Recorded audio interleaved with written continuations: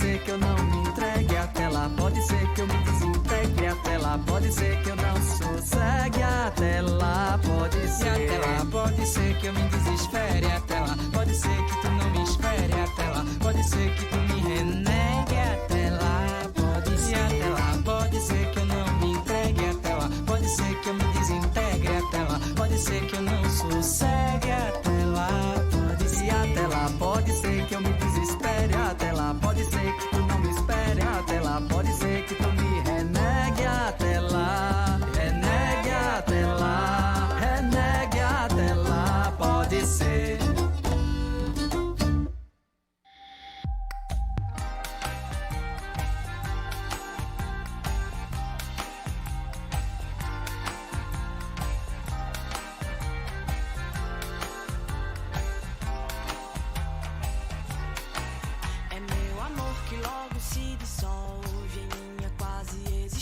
Que não te envolve, essa tolice de afeto falso, tem cheiro de morte, eu sei. É a herança que eu tirei de perto, é a bondade tão bonita que por fora eu prego. Isso que a gente tira a vista e foge, nos deixa cegos, eu sei. É a promessa que eu fiz, mas nunca vou cumprir. Aquele beijo que te dei, mas eu sequer senti. Todo esse amor que a gente faz de conta tem cheiro de medo, eu sei. Não sou eu, não tenho a intenção, mas fui eu, não quero mais ser, não. Sou eu, não tenho a intenção, mas fui eu, não quero mais ser.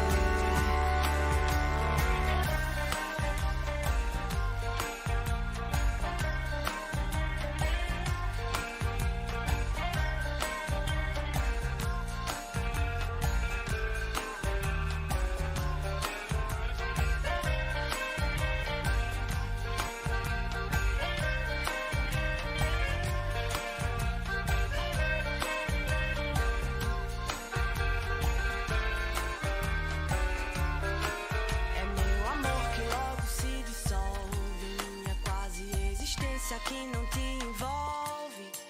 Essa tolice de afeto falso tem cheiro de morte, eu sei. É a promessa que eu fiz, mas nunca vou cumprir. Aquele beijo que te dei, mas eu sequer senti. Todo esse amor que a gente faz de conta tem cheiro de medo, eu sei. Não sou eu, não tenho a intenção, mas fui eu, não quero mais ser, não. Sou eu, não tenho a intenção, mas fui eu, não quero mais ser, não. Sou eu, não tenho a intenção, mas fui eu, não quero mais ser, não quero mais ser.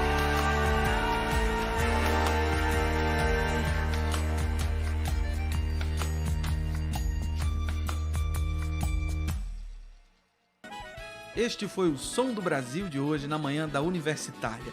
Produzido por Fabiana Carvalho, Cássio Show aqui na apresentação. Até o próximo programa. Tchau! 10h59. Universitária. ZYD 240, 99.9 MHz. FM. Universitária. Emissora da Universidade Federal de Pernambuco. Universitária.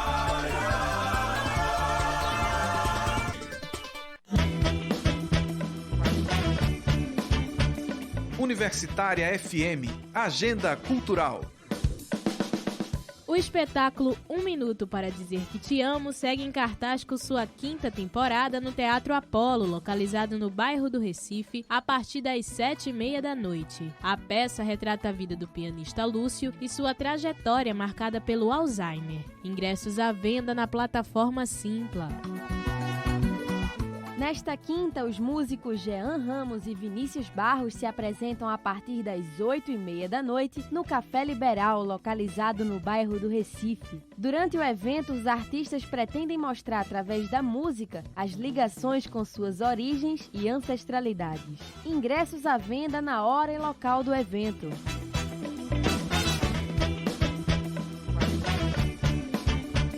Universitária FM, Agenda Cultural.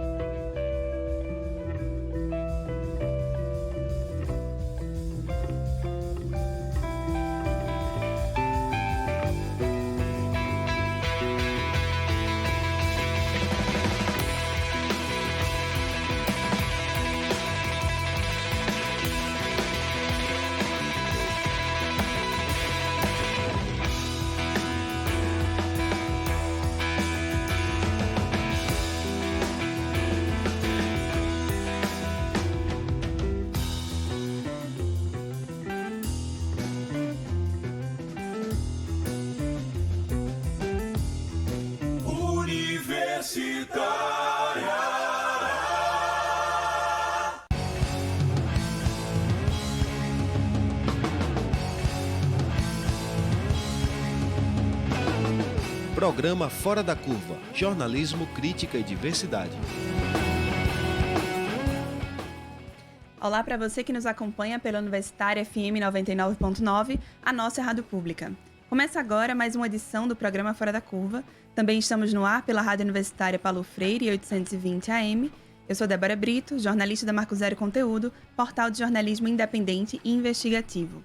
O programa também está sendo transmitido pelo Facebook e, além de nos assistir, você pode enviar perguntas e comentários sobre o tema em debate. Basta acessar a página no facebook.com/programa Fora da Curva. O vazamento de conversas de procuradores da Lava Jato e do ex-juiz e atual ministro da Justiça, Sérgio Moro, no domingo, vem dominando o debate público no país desde então. O site The Intercept Brasil, responsável pela publicação dos materiais em uma série de reportagens, inclusive, vem chamando os desdobramentos das denúncias de terremoto político. O material que veio à tona é só uma parte do que foi entregue por uma fonte anônima, e o jornal promete que mais reportagens serão publicadas. Na noite de ontem, inclusive, na quarta-feira, o conteúdo estendido das conversas que embasaram as primeiras reportagens também foi postado. As conversas mostram que Moro orientava Deltan Dallagnol, procurador do Ministério Público Federal do Paraná, e revelam uma relação pautada em ações, no mínimo, antiéticas entre o então juiz e o coordenador da Lava Jato, que colocam em xeque tanto a investigação que levou o ex-presidente Lula à prisão e questiona também a credibilidade de ambos. Esse estremecimento das instituições de justiça, no entanto, também está sendo refletido nos debates sobre o papel da imprensa. Um outro lado dessa história é entender como a mídia brasileira, por anos, não questionou a condução da Lava Jato, ajudando a construir a imagem de super-heróis e justiceiros, que agora é questionada pelas revelações do Intercept Brasil. No Fora da Curva dessa quinta-feira, dia chuvoso aqui em Recife, nós perguntamos como é que a mídia construiu o mito da Lava Jato. Para debater sobre esse tema, a gente está recebendo Gilvandro Filho, jornalista, ex-editor e editor do Jornal do Comércio e articulista do Jornalistas pela Democracia. Obrigada pela presença, Gilvandro. Eu que agradeço. Conseguiu chegar. A gente também está à espera, não sabemos se ela vai conseguir chegar devido à chuva, de Renata Reinaldo, também jornalista. E a gente está aqui com a presença de Laércio Portela, que é da Marco Zero Conteúdo. Bem-vindo, Laércio. Olá, internautas, pessoal que está nos ouvindo no rádio nesse dia aí tão difícil de ter tanta gente no carro aí, com o carro parado pelas ruas. Aproveita e ouve o Fora da Curva, né? Enquanto sobrevive às chuvas e a problemática da drenagem de Recife. Dentro da chuva. Fora da curva e dentro da chuva. Fora da curva e dentro da chuva. E aí a gente queria começar, né, questionando o Gilvandro. Também anteontem, uma entrevista do Glenn Greenwald, que é um dos coautores da reportagem, fundador do Intercept Brasil. Ele disse que a grande mídia não estava reportando sobre a Lava Jato, ela estava, na verdade, trabalhando para a Lava Jato, também fazendo uma referência à Rede Globo, que teria sido parceira da operação. Como é que você analisa a construção ao longo dos anos dessa relação da imprensa, da grande mídia, né, que a gente chama os grandes jornais brasileiros, com a Operação Lava Jato, com o juiz Sérgio Moro, essas figuras que se tornaram expoentes da Lava Jato? Débora, bom dia. Mas desculpando aí a voz, eu não sou barítono assim o tempo inteiro. Isso deve a uma gripe braba. Bom dia, Laércio, bom dia, ouvintes. Primeiro, agradecer a oportunidade de estar aqui conversando com vocês. É um prazer enorme de estar nesse programa que é hoje um dos diferenciais em termos de informação e de comunicação aqui nesse estado. Não é só a mídia, não é toda a mídia que está com Lava Jato, não é toda a mídia que está ajudando a construir os muros da vida, não. Você tem mídias independentes, você tem Fora da Curva, você tem Marco Zero, você tem o Jornalistas pela Democracia, que é um projeto do qual eu tenho a honra de fazer parte. Então, assim, não significa que a pessoa não vá abrir mão da grande mídia, deixar de ver a grande mídia, de ler, de assistir os noticiários, não. Agora, não fique só nisso, pelo amor de Deus, né? Exerça seu direito de se informar. E para se informar, você tem que ir a todos os canais. Não pode ficar somente através do Jornal Nacional achando que acabou-se o mundo em termos de informação. Então, quando eu recebi o convite, eu não pensei duas vezes, ainda mais para debater com minha amiga Renata Reinaldo, de tanto tempo que não chegou aqui, mas deve estar nadando por aí. Um texto que Inácio colocou como chamada me chamou a atenção, porque ele fala o que a mídia fez esse tempo todo para ajudar a Lava Jato, o que a mídia construiu junto com os procuradores. Não é pretérito, Laércio. Isso é presente. Tá?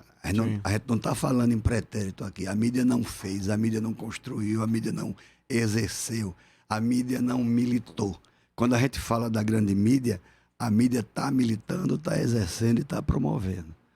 Você vê nesse noticiário agora do Glenn Greenwald o que é que está acontecendo.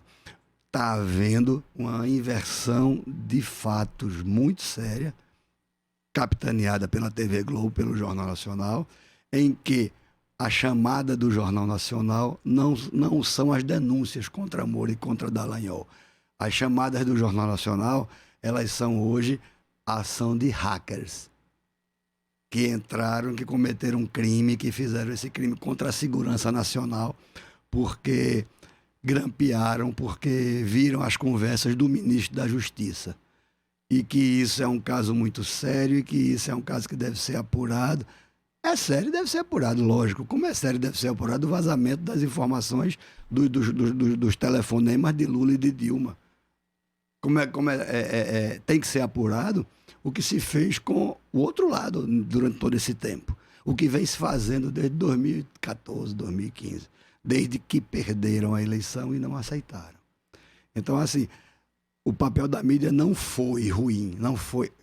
Vamos com calma aí. Mídia que eu falo é a grande mídia, são as empresas de televisão, são os conglomerados de comunicação, normalmente pertencentes a famílias, a grupos, e que estão ali defendendo o seu. Estão defendendo um projeto liberal, um projeto que não significa necessariamente o melhor para o país. Então, essa mídia continua e vai continuar fazendo. A Globo, nesse período, não vou ficar personalizando só na Globo, não, porque a gente está falando de muitas, de outras emissoras também. Mas a Globo, ela não só fez tomar partido na Lava Jato. Está provado hoje que a Globo não só fez tomar partido. A Globo foi o partido da Lava Jato. É muito diferente. Ela agiu como protagonista.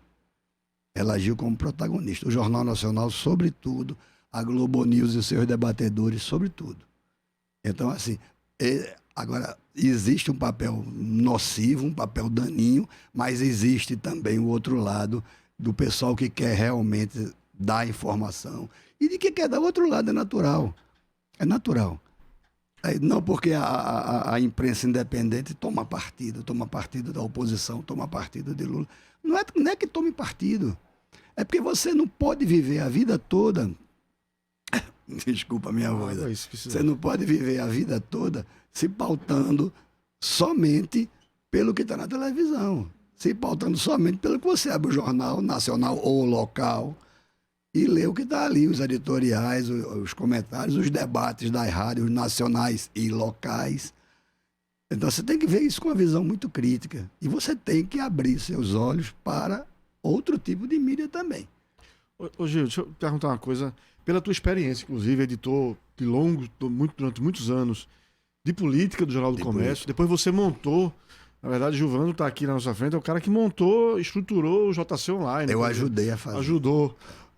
Mas teve um papel muito relevante nesse processo. Eu não fiz sozinho. Mas não é você que está falando, sou eu, então eu posso exagerar aqui. Okay. Bom, e a gente sabe que existem alguns princípios, alguns procedimentos na apuração jornalística, né?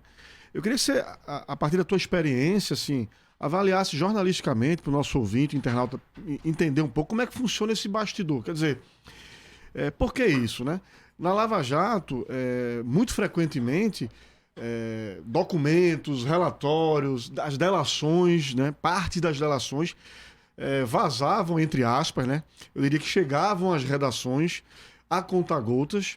E esses documentos, o que é que deveria acontecer com esses documentos? Porque o que parece que aconteceu é que muitas vezes eles automaticamente viravam manchete e iam para os jornais, eram publicados ou iam imediatamente para a TV. O caso do vazamento ilegal da conversa entre Lula e Dilma, naquele fatídico dia onde ele ia ser nomeado ali para ser ministro da Casa Civil, e depois do vazamento o STF proibiu a nomeação, quer dizer, houve um Fato tumulto político, político, né? um fato político, gerou um fato político.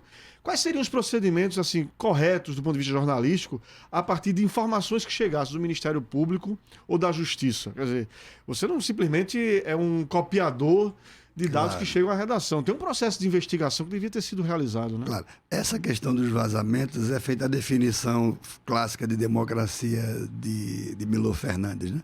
A democracia é quando eu bato em você, a ditadura é quando você bate em mim, né? Então, assim, a delação premiada é boa quando me favorece. A delação premiada é um instrumento espúrio quando favorece o outro lado. O vazamento de informação vale quando é para evitar a roubalheira de partido A ou de partido B. O vazamento de informação não vale, e é espúrio, e é ilegal, e não tem valor como prova nenhuma, como estão dizendo agora, quando mexe comigo. Então, assim, é muito diferente. O procedimento que deve ser feito, isso aqui não sou eu que estou dizendo, né? É você que está dizendo. A gente está numa casa acadêmica, que é a Universidade Federal, e é o básico, tanto que se ensina na faculdade. Você pega uma informação de fonte, você corre para checar, você ouve outro lado, você dá os dois lados. Isso não aconteceu. Isso não aconteceu com Veja, isso não aconteceu com Globo, isso não aconteceu com os jornais que replicam as informações das agências de notícia. Então, assim, é tão simples, é tão básico. Se eu chegar aqui agora, usar um microfone, perder o tempo de vocês para dizer, não, tem que apurar, checar e dar outro lado. Pô, peraí. Mas, curiosamente, boa parte da população desconhece, né? Desconhece, como acontece, ou como deveria acontecer um jornalismo de qualidade, de né? qualidade. Responsável. E dá vez a todas as correntes. Antigamente se fazia isso. A Folha de São Paulo tinha até algum tempo atrás uma página chamada Tendências, que ela podia botar a extrema-direita de um lado e botar a extrema-esquerda do outro. Pegava um tema, dava para os dois se debatiam. Pô, eu já vi tantos artigos que eu já vi, né? De gente que tem uma postura clara de direita, uma postura clara liberal, escrever um artigo equilibrado, escrever um artigo consciente, coerente, e do outro lado da página você via um cara que era de esquerda, um cara que... Isso havia, não há mais, pelo menos que eu saiba. Então, assim, ouvir os dois lados, dar vez aos fatos, não se briga com os fatos. Não se briga com os fatos. O que está acontecendo hoje é revelação de fatos. O Greenwald não está inventando nada. E não pode ser tratado como está sendo tratado, como um repórter menor. Ele não é um repórter menor, pô. O cara ganhou o Pulitzer, meu. Pelo amor de Deus. O cara tem 1000 prêmios de jornalismo. Ele sabe o que faz. Ele checa, ele apura. Então, assim, é isso que era para estar sendo feito, não só nesse caso, como em todos os casos. Mas, infelizmente, o que está acontecendo para cá, de uns anos para cá, já que a gente está falando de Lava Jato, já que a gente está falando de impeachment, já que a gente está falando de derrubada, de apeada de um partido do poder, como aconteceu, é que houve uma militância, não houve um trabalho de informação. Houve uma militância, Laércio. E uma militância forte, uma militância organizada, estruturada. E, em boa parte dos episódios, uma militância protagonizada. Como é que você vê a gravidade aí desses, como você disse, né, que a imprensa agora está tentando minimizar a gravidade desses vazamentos. Tentando mudar a ordem dos fatos. Tentando mudar a ordem dos fatos. Na verdade, questionando a legalidade, né, em vez de estar preocupado, como esteve no passado, com o conteúdo propriamente que está sendo vazado. O que daqueles diálogos, quer dizer, a gente tem trocas cotidianas ali entre Delanhol, procurador que estava investigando, a parte investigativa e de denúncia, de acusação no processo, e a parte que deveria julgar, que é o juiz Sérgio Moro. Para o ouvinte ficar claro, e também do ponto de vista da abordagem jornalística, o que é que isso demonstra, né? Quer dizer, me parece uma relação assim, indevida, para dizer o mínimo, né? Inadequada, assim, porque o acusador e o juiz Não podem trocar figurinhas cotidianamente. Claro que né? não pode sair dessa da Constituição. O que há é uma prova hoje, está provado hoje, que o papel que Moro exercia ao longo desse tempo todo, o papel que a Lava Jato exerceu ao longo desse tempo todo, tanto que Moro, uma das primeiras providências do novo governo foi anunciar Moro como ministro da Justiça. Moro não está como ministro da Justiça aí pela fala bonita, que nem fala bonita ele tem. Ele está aí como ministro da Justiça não pelo que pode fazer, mas pelo que fez. Pelo que fez. Então, assim, houve uma ação muito, muito clara, muito política, houve uma ação militante do juiz, dos procuradores. E a imprensa foi no rastro de tudo isso aí. A imprensa que eu falo, mais uma vez, a grande imprensa, a grande rede. Eu conversei hoje de manhã com um professor da Universidade Federal de Santa Catarina, Rogério Cristofoletti, que está na Espanha, e ele usou um termo muito interessante, assim, a imprensa não cobriu a Lava Jato, a imprensa deu cobertura à Lava Jato. Né? Perfeito, perfeito. Teve uma questão aí... E Greenhalgh descobriu a Lava Jato. E descobriu essa relação, né? Exatamente. Nessa pegada ainda, a gente também conversou com a professora Silvia Moretson. Ela é professora aposentada de jornalismo da Universidade Federal Fluminense e atualmente está realizando um pós-doc na Universidade do Minho. Ela, bom, para quem estuda jornalismo e tem familiaridade, é uma referência nos estudos de ética do jornalismo e comentou também um pouco sobre esse caso. A gente vai ouvir ela agora.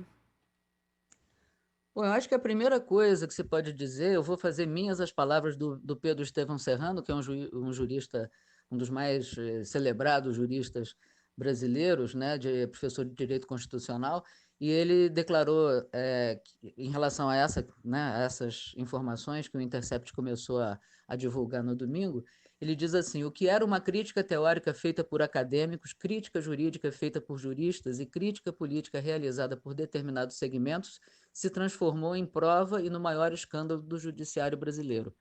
A atitude... Porque, assim, o que sempre se disse, né, as pessoas que tinham uma postura crítica em relação à Lava Jato desde o início, porque é uma operação de índole inquisitorial, isso era muito claro desde o início para quem estuda, né, não só na área do direito, mas em outras áreas, né, e percebe quais são os movimentos que se realizam nesse processo, estava muito claro isso desde o início. E ficou mais claro ainda a partir do momento em que o processo político foi se agravando e a Lava Jato passou a ser a grande estrela do noticiário, né? Que era um noticiário muito, assim, era massacrante contra o governo da Dilma e do PT, de uma forma geral, né? Mas visando fundamentalmente o Lula, porque o noticiário o tempo todo era vai chegar no Lula e tal. E agora nós temos a documentação disso. Agora, qual é a postura da imprensa? Primeiro, imediatamente, né, a primeira coisa que fizeram foi questionar a fonte, né? Então, em vez de abrir, de mostrar o escândalo, que o conteúdo, aquilo que o próprio Moro falava, né? O que importa não são os métodos e tal, o que importa é o conteúdo, né? Então, o conteúdo dessas transcrições que foram apresentadas até agora, se eles são verdadeiros e eles não foram contestados pelos atingidos, portanto, são verdadeiros, o conteúdo é o que deveria importar. E o conteúdo é gravíssimo, né? Agora, em vez de se investir nisso, eles investem, sobretudo o Globo e o Estadão, num primeiro momento, investem, o Globo está fazendo isso até agora, né? Investem na investigação sobre o responsável pelo vazamento, sobre o responsável pelo que seria um hackeamento, que pode perfeitamente não ser. Enfim, então eles estão numa outra linha de trabalho, que é justamente para desqualificar e para mostrar que tudo isso daí é produto de um crime e, portanto, tem que ser desconsiderado, e os responsáveis e os que deram margem a que esse crime fosse cometido precisam também ser punidos, não é? Ou seja, é uma atitude completamente diferente daquilo que ele sempre, né, que a mídia sempre fez, e quero dar o exemplo, né, da diferença de tratamento entre o que o Globo mesmo fez na época em que o diálogo da Dilma entre a Dilma e o Lula foi foi liberado, né? E foi um crime que o Moro cometeu. Veja bem, uma coisa gravíssima que a imprensa, se fosse imprensa, e independentemente de estar a favor de uma coisa ou outra, a imprensa rigorosamente teria que ter apurado isso, dizer, bom, um juiz cometeu um ato que ultrapassou as suas atribuições e não poderia fazer isso, então não dá margem a que, primeiro de tudo, não dá margem a que essa atitude tivesse consequências. E a consequência que deveria ter era justamente o questionamento que o Teori Zavascki fez e que resultando em nada, ou até resultou depois, né, no desaparecimento dele, naquele acidente aéreo, não é? Foi o único que contestou frontalmente, pediu explicações ao Moro. Então, nesse momento, o Globo escancara na capa o diálogo entre a Dilma e o Lula, dizendo diálogo ameaça Dilma, né? Naquela situação da nomeação do Lula para a Casa Civil. E agora a manchete é conversas de Moro com procuradores e ação de hackers serão investigadas, ou seja, uma atitude completamente diferente. Não duvido que seja resultado, inclusive, do medo que o pessoal da Globo, em particular, tem de estar envolvido nessas conversas que estão sendo reveladas agora e que, aliás, o Greenwald já insinuou, né, de que, entre outras informações, eles têm esse envolvimento, que a Globo é parceira mesmo e tal. Ou seja, a gente vai conseguir provar, eu espero, inclusive, que as próximas transcrições venham demonstrar isso, que existiu por parte tanto de jornalistas, colunistas e tal, mas como também de dirigentes da Globo, um envolvimento, né, um contato que demonstre essa articulação. A gente acabou de ouvir a professora Silvia Moretson. Ela é professora de jornalismo, né? Está fazendo um pós-doc na Universidade do Minho. Comentou também com a gente sobre uma análise dela a partir desse caso, né? Acho que ela fala do que a gente estava conversando há pouco tempo, mas ela cita uma coisa importante, que era a presença da Lava Jato, né, no noticiário. O quanto era, né, ela usou o termo massacrante, estava lá todos os dias, com muito, muito tempo, inclusive no Jornal Nacional, né, que acho que é uma referência para boa parte da população de como se informa. Mas queria saber de você, Gilvandro, a partir da sua experiência, inclusive cobrindo política, se a Lava Jato teve uma característica de ser mais midiática, né? Já foi muito falado sobre isso, da relação muito próxima que se criou, né, da República de Curitiba, de todo esse imaginário, esses termos que a imprensa também constrói e acaba chegando na boca das pessoas, né? Se ela teve um uso diferente da comunicação, como é que você avalia isso? Foi diferente? É diferente de outros grandes casos de corrupção que chegaram a ter uma notoriedade e também uma extensão, né? Já fazem aí alguns anos que a Lava Jato não sai da boca do povo. Me permita complementar só com uma coisa. Uma coisa que foi muito recorrente, isso que Débora estava falando, era assim, as operações, que eram aquelas operações que chegavam 50 policiais federais, às vezes, o japonês na frente. O japonês na frente. E a mídia, muitas vezes a TV Globo, era a primeira que estava ali já presente. Já estava avisada, Já né? estava avisada, já estava na porta do investigado, entre aspas, aí, para fazer as imagens. Essa relação aí, midiática... Durante muito tempo, eu tive uma curiosidade em relação à Operação Lava Jato. Não era nem saber quem era o chefe da Lava Jato, porque o chefe da Lava Jato, na verdade, nunca foi o Ministério Público, nunca foram os procuradores. Está provado agora, mais do que nunca, que o chefe da Lava Jato e o grande direcionador da Lava Jato sempre foi Moro mesmo, escancaradamente. Mas a minha preocupação, a minha curiosidade, vamos dizer assim, não era essa. Era saber quem era o assessor de comunicação da Lava Jato. Porque pense num bicho bom, né? Pense num caba-ponto competente. Esse cara não tinha preço. O tempo foi passando e veio outra coisa na minha cabeça. É assim, não tem como assessor nenhum de comunicação, porque não precisa de assessor de comunicação. Os veículos já fazem essa assessoria. O Jornal Nacional já faz o release eletrônico da Lava Jato. Aí eu comecei a encarar os jornais e as emissoras de TV como um dos lados da cobertura. Ou da... Como foi que falou? Acobertamento, né? Ou do acobertamento. Então, assim, como eu repito, o que aconteceu foi uma tomada de partido. Foi uma tomada de partido, foi uma tomada de posição muito clara, muito clara. E essa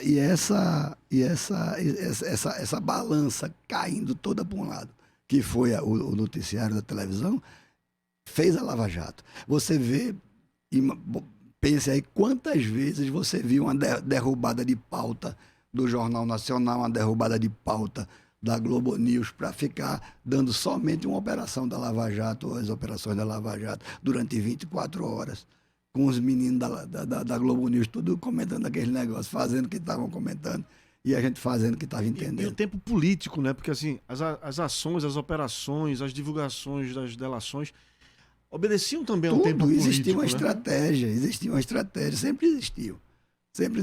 O que é que você acha que está acontecendo hoje com a chamada onde eu estava vendo, não era o jornal ainda, mas era uma dessas novelas que eu estava esperando para ver o Jornal Nacional. Então teve a chamada do Jornal Nacional. Não foi Bona, não, foi a apresentadora que apresenta com Bona. A chamada foi toda em cima dos hackers, O Bom Dia Brasil hoje, a matéria do Bom Dia Brasil hoje é simplesmente em cima do hacker. Isso é uma estratégia, isso é uma coisa pensada. Não é não, vamos chamar isso porque é mais importante. Não é mais importante não, pois isso é menos... Desculpa. Isso é menos importante. Isso é menos relevante. O que é relevante aí é que o juiz que estava à frente de todas essas operações e que por conta disso virou ministro da Justiça, hoje está flagrado e está exposto. Está exposta a atuação dele, está exposto o papel dele por um site internacional, porque os sites brasileiros não foram lá, porque a mídia brasileira não foi lá. Quem fez isso foi Glenn Greenwald. Ontem saiu aquela conversa de Moro e Dallagnol sobre Fux. A gente vai falar sobre ela já na volta do intervalo, que a gente precisa fazer um intervalinho aqui e depois a gente volta com o debate. Tá bom, peço mais uma vez desculpa pela voz, o que tal? Não, fica à vontade. Como a mídia construiu o mito da Lava Jato aqui na Rádio Universitária, a nossa rádio pública. Fora da Curva, jornalismo analítico na Rádio Universitária, a nossa rádio pública.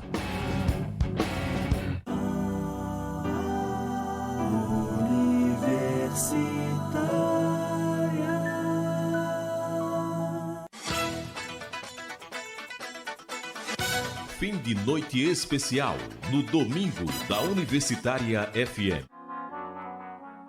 Às 9, Ciba.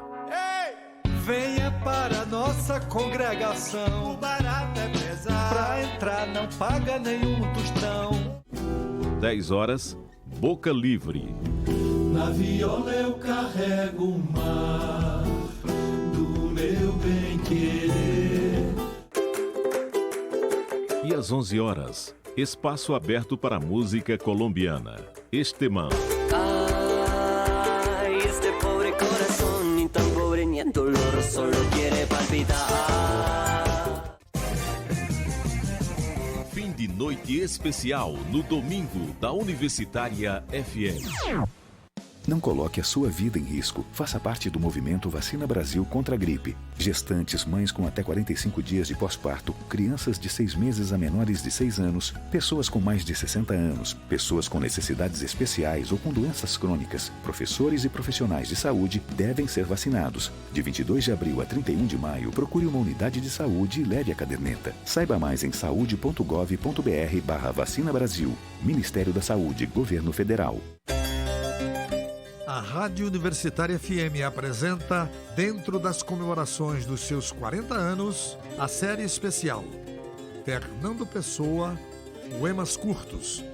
Uma jornada poética em 3 episódios, embalados por temas da nova geração do fado português. Em audição inédita no rádio brasileiro. Produzida por Maria Letícia Cavalcante e José Paulo Cavalcante Filho. Fernando Pessoa, Poemas Curtos, estreia nesta quinta, dia 13, às 20 horas, aqui na Universitária FM.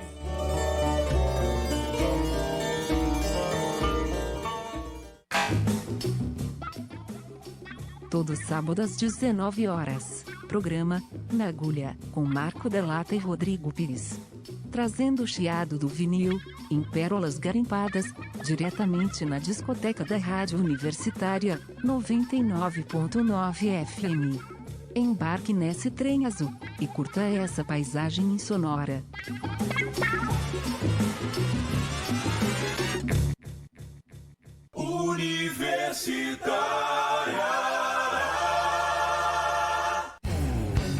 Programa Fora da Curva. Informação a serviço da maioria.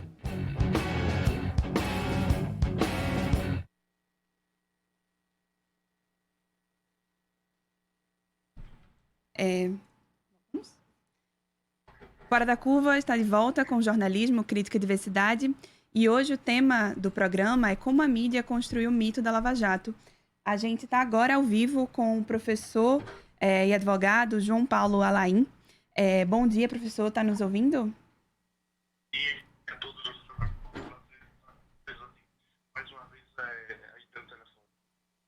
Muito obrigada pela participação.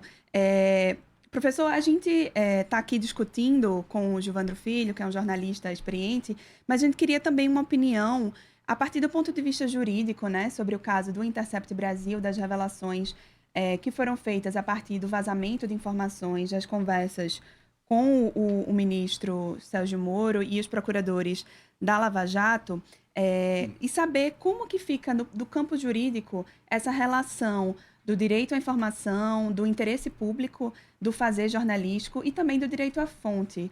A gente vem discutindo que também existe aí uma crítica, alguns jornais têm se posicionado, voltando o foco da questão para a ação do jornalista, né? No caso do site.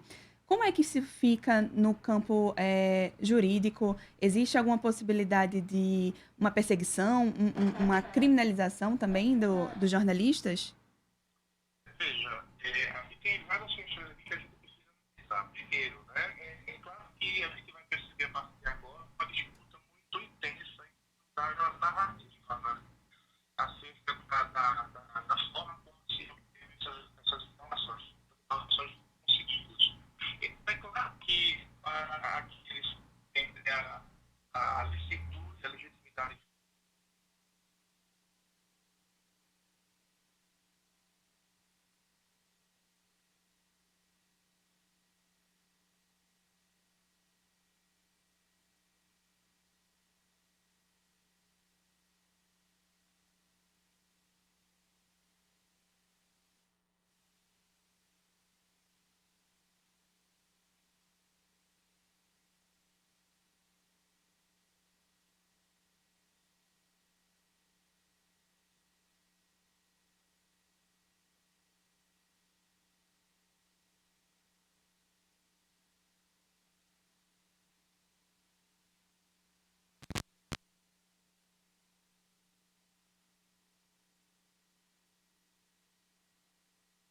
e vai tentar construir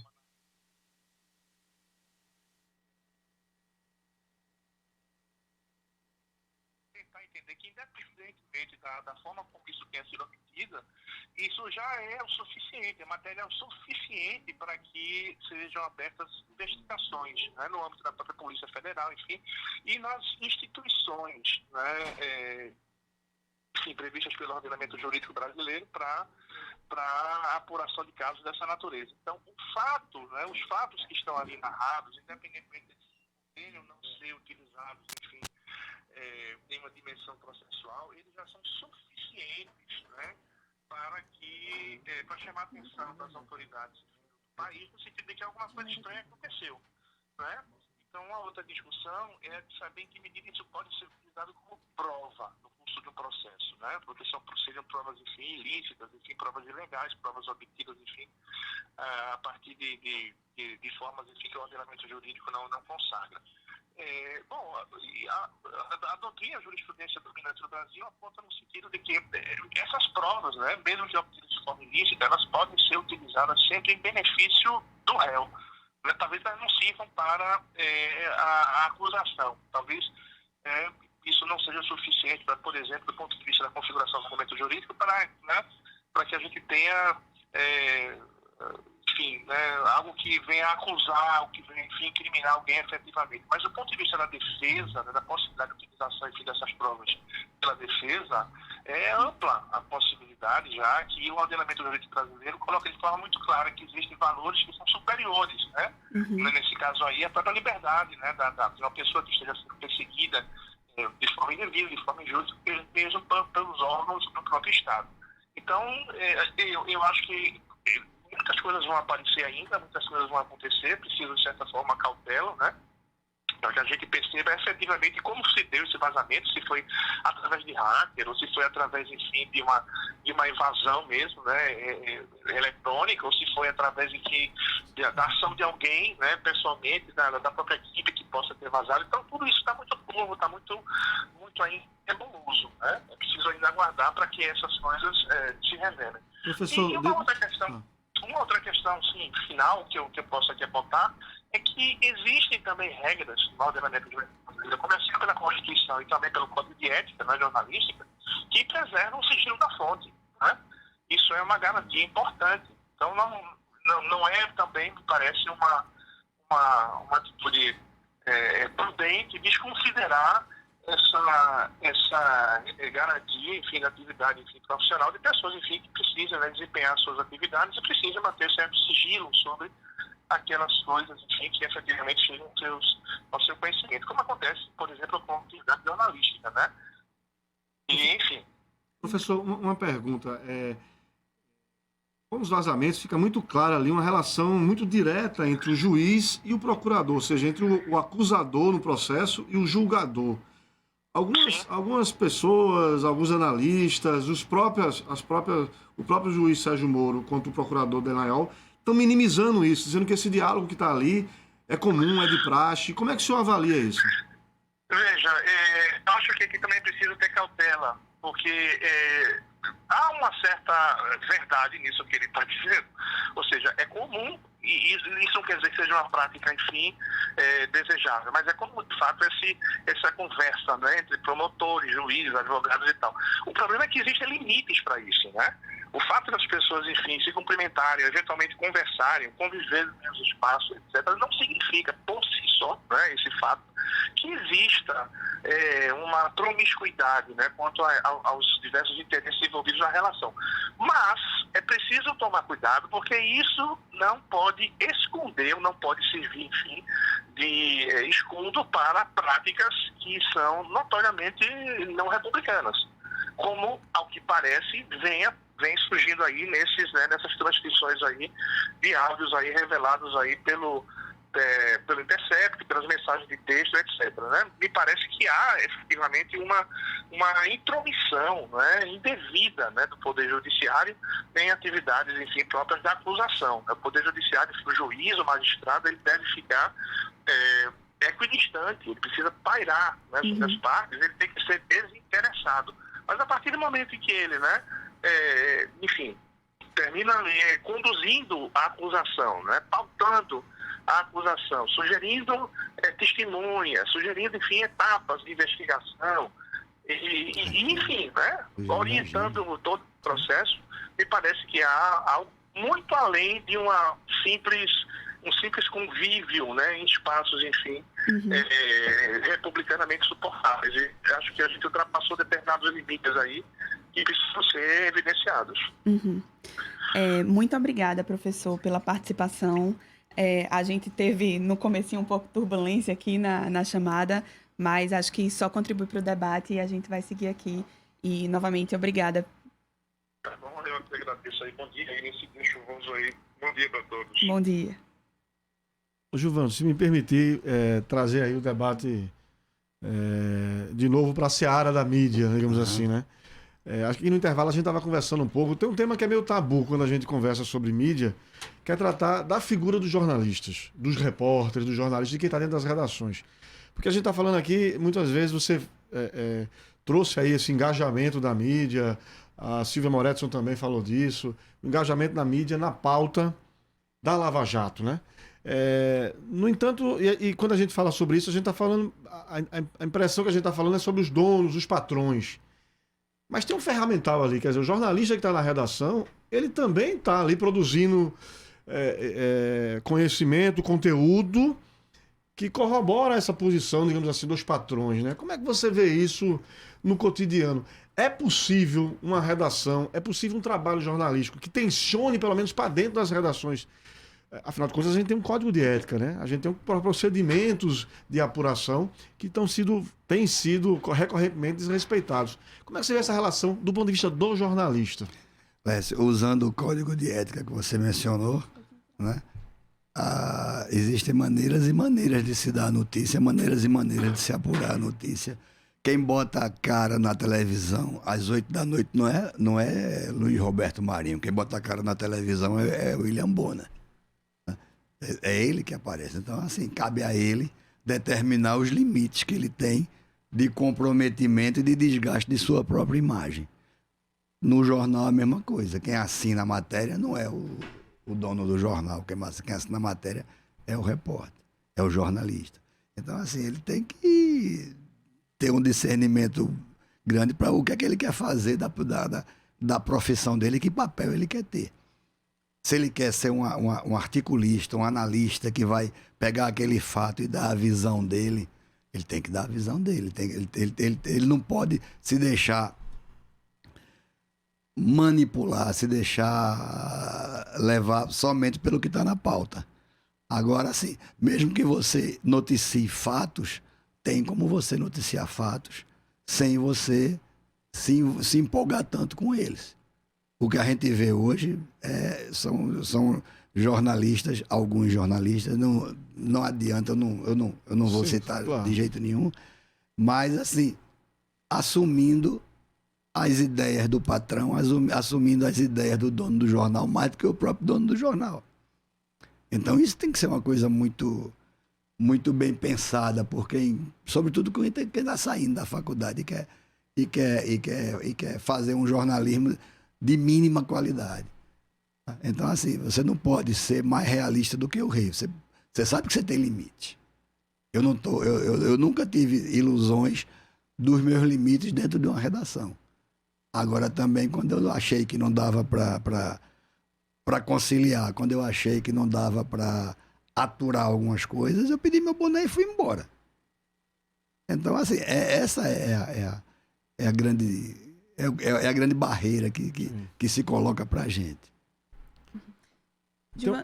Por favor. Não, tem um aspecto que eu acho interessante até comentar assim, que talvez pela primeira vez no noticiário em torno da Lava Jato, que já estamos aí há 5 anos praticamente de Lava Jato, pela primeira vez, digamos assim, as forças que estão à frente da operação, Ministério Público Federal, especialmente a Procuradoria de Curitiba, os juízes da primeira instância de Curitiba, não estão sob o domínio, não tem um domínio no noticiário, né? E isso acontece, não era de se esperar que acontecesse via mídia tradicional, isso acontece por um veículo de mídia de jornalismo independente, o da Intercept Brasil. É bom lembrar que os jornalistas que estão à frente do processo, o Leonardo Demore, o Glenn Greenhalgh também, já disseram que esse material todo, aliás, eles disseram que divulgaram 1% de todo o material que tiveram acesso e que esse material está armazenado também fora de provedores e fora do país. O que dá uma segurança de que o jornalismo vai ser preservado, a divulgação desse material vai ser preservada. Não adianta o deputado do PSL querer chamar Greenhalgh para depor na Câmara, aquela proposta. Mas eu te pergunto, patética. Tem um fenômeno novo aí.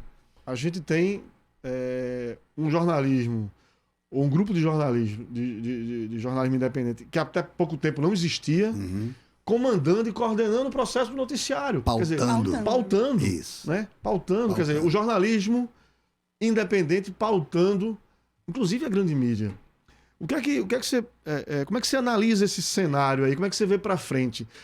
De certa forma, você acha que essa hegemonia da mídia tradicional, das TVs abertas, Record, SBT, Band, Globo, dos 3 jornalões de São Paulo, Estado, Folha e o Globo, as agências de notícias, que de certa forma comandam os jornais locais, aqui você tem, em todos os estados você tem, aqui você tem Diário de Pernambuco, Jornal do Comércio, que de certa forma conduziram um discurso único para essa temática da Lava Jato. Exatamente. Você acha que o que vem pela frente, quer dizer, essa ação agora do Intercept, outros grupos de jornalismo, Marco Zero é um exemplo disso, esse programa é um exemplo disso. O que é que vem pela frente no jornalismo? O jornalista pela democracia. Jornalismo pela democracia, claro, o projeto do do 247, do portal 247. Tem outras experiências importantes de jornalismo acontecendo agora. Você acha que nós vamos estar entrando num ecossistema, digamos assim, mais equilibrado ou mais tensionado, pelo menos, e o discurso único vai ficar para trás? Quando a gente começou a conversar, eu ressaltei 2 pontos. O primeiro é o seguinte: a gente não tem mais somente a mídia tradicional. A gente não pode mais, não tem mais desculpa para nem buscar informações em várias camadas da comunicação. Então hoje não tem somente Globo, hoje não tem somente Estadão, hoje não tem somente... A gente tinha uma coisa parecida, vou usar um termo poético, um florescer dessa mídia independente num período muito duro da gente, que era a ditadura militar. Sim, sim. Que a gente tinha a chamada imprensa nanica, que eram os pequenos jornais, era Pasquim, Movimento, Opinião. Tinha jornal local também aqui. E que eles furavam esse cerco. Na era da internet, quem está furando esse cerco são os sites e os blogs e os portais. Então, assim, mudou sim, mudou. E não vê quem não quer. Não mudou a hegemonia econômica. Essa aí não tem para onde. A hegemonia econômica continua sendo dos grandes veículos, das grandes famílias que controlam a comunicação. Isso aí não vai mudar, até porque você tem um conluio entre as empresas e o governo em termos de verbas publicitárias. A Globo hoje está mais ou menos assim, porque Bolsonaro resolveu fazer uma rearrumação de verba publicitária e está priorizando empresas ligadas às famílias, aos grupos evangélicos, à bancada evangélica. Sim. Mas assim, eles continuam no poder econômico. Mas o material jornalístico da Intercept é uma prova de que está mudando alguma coisa. O Marco Zero Conteúdo é um exemplo de que está mudando alguma coisa. Tá? O Fora da Curva é um exemplo de que está mudando alguma coisa.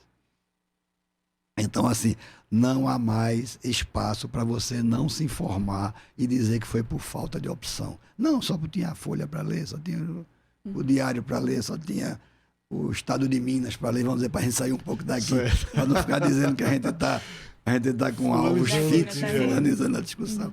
Então, não, hoje em dia mudou. A internet trouxe esse universo de mídia independente que está fazendo hoje a diferença. Giovana, o Intercept está pautando a grande mídia. Nesse gancho, né, de pautar a grande mídia, mas pensando no fazer jornalístico também, né? Que existe toda a dificuldade de quem está dentro de uma redação, por exemplo, de um grande jornal, que tem seu direcionamento, né? Para os ouvintes sabem que os jornais têm dono, né?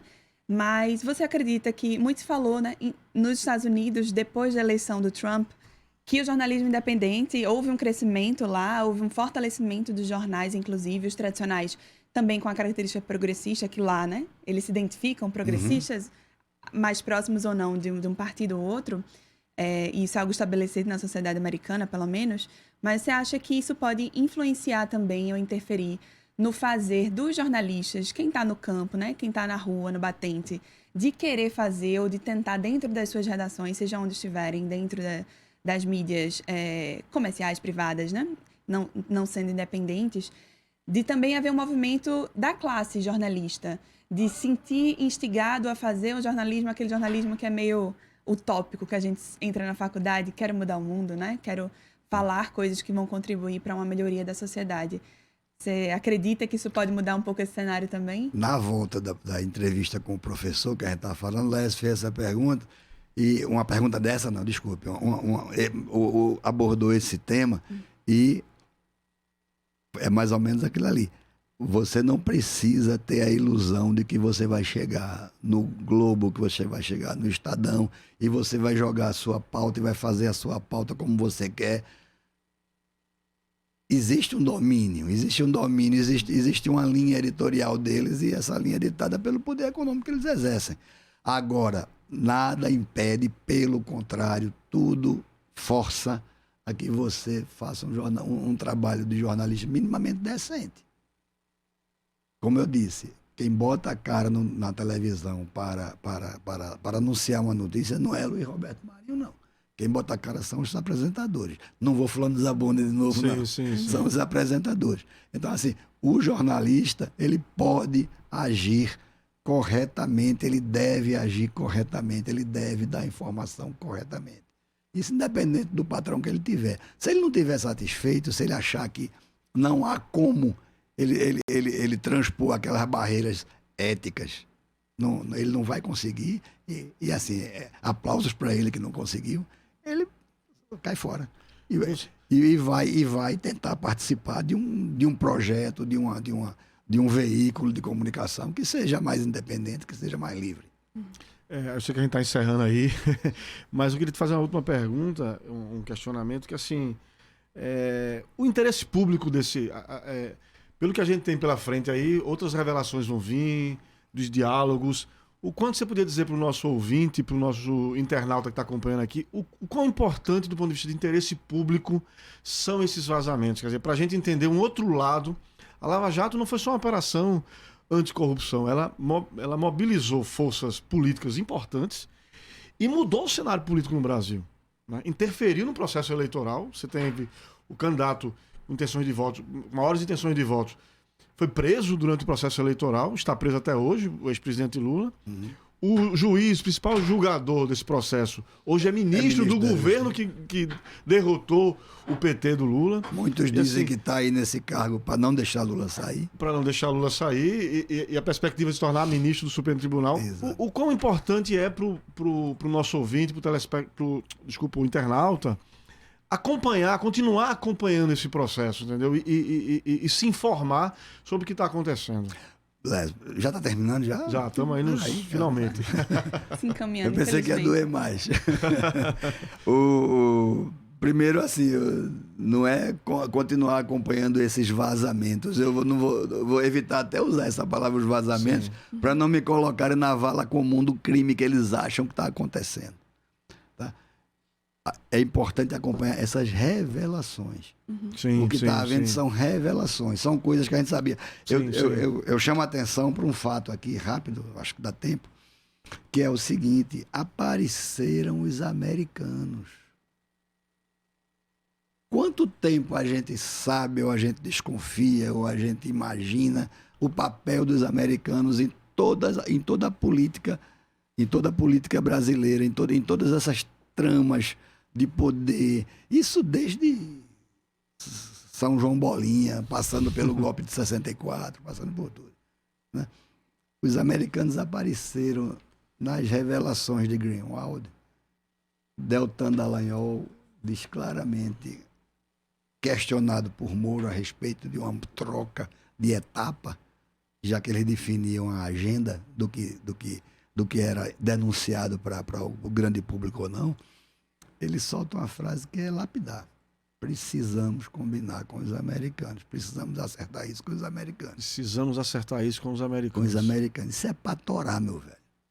Isso aqui, muita coisa vai vir. Eu não tenho dúvida que vai vir, independente da mídia tradicional, independente do Jornal Nacional, independente dos jornais.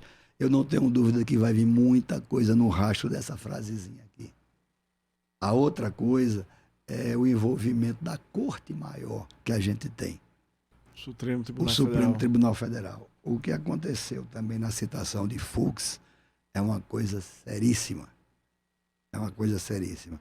Os diálogos entre Deltan Dallagnol e Moro envolvendo Fux é uma coisa que, não tô afirmando isso não, mas é uma coisa que lembra uma formação de quadrilha, meu velho. É muito... São fatos muito graves. Muito grave. Então, assim, eu acho que o caminho para a gente continuar se informando é esse que a gente está. É a gente não se fechando, a gente vendo todos os lados, mas não deixando de ver a mídia independente, não deixando de acompanhar esse caso, que esse caso vai dar muito o que falar. E a gente vai continuar acompanhando, e as pessoas podem acompanhar na Marco Zero Conteúdo e também aqui no programa Fora da Curva, os debates analíticos com grandes figuras aqui de Pernambuco. A gente vai ficando por aqui. Eu queria agradecer muitíssimo a presença de Gilvandro, Renata, que não pôde chegar, de Laércio também. Esse programa foi produzido por Laís Portela, Inácio França e por mim, Débora Brito, da Marco Zero Conteúdo. Nas redes sociais estiveram Larissa, Evelyn e Vitor Aguiar, trabalhos técnicos de Chico Rocha. E o Fora da Curva volta amanhã. Acompanhe a gente pelas redes sociais. Até o próximo programa. O programa Fora da Curva é uma realização do Departamento de Comunicação Social, com o apoio do Departamento de Sociologia e do Núcleo de Rádio e TV Universitárias. Parceria com o Marco Zero Conteúdo, Centro das Mulheres do Cabo, SOS Corpo, Centro Sabiá, Terral Coletivo de Comunicação, Centro de Cultura Luiz Freire. Esse programa fica disponível em nossa página do Facebook e no canal do YouTube. Acompanhe as nossas redes sociais, porque nós também divulgamos por lá muita informação que você não vê por aí. A música tema deste programa foi composta pela banda Diablo Motor. Programa Fora da Curva. A gente fala o que a maioria cala.